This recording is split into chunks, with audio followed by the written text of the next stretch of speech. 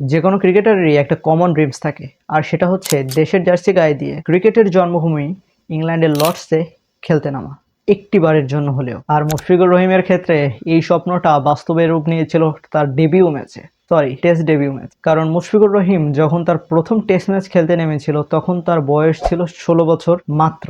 আর সেই মুশফিকুর রহিম তার 100তম test match খেলতে যাচ্ছে কিছুদিন পরেই দেশের মাটিতে।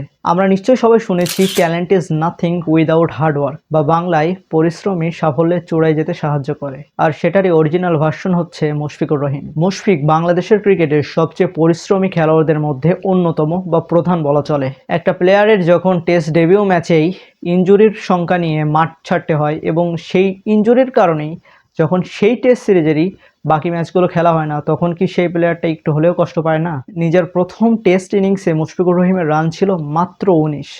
সেই শুরুর চ্যাপ্টার থেকে নিজের প্রথম টেস্ট সেঞ্চুরির চ্যাপ্টারে পা দিতে তার সময় লেগেছিল 5টা বছর।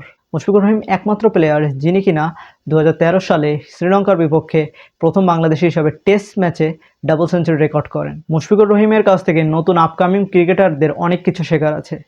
কারণ মুশফিকুর রহিম একবার তার একটা ইন্টারভিউতে বলেছিল, আমার ট্যালেন্ট কম, তো এজন্য অন্যদের থেকে পরিশ্রম একটু বেশি করতে হয়। আমরা এই পৃথিবীর প্রত্যেকটা মানুষ আল্লাহর সৃষ্টি। শারীরিক যে কোনো প্রতিবন্ধকতায় মানুষের ইচ্ছাশক্তিকে দাবিয়ে রাখতে পারে না, বা তার স্বপ্ন পূরণের পথে কখনো বাধা হয়ে দাঁড়াতে পারে না।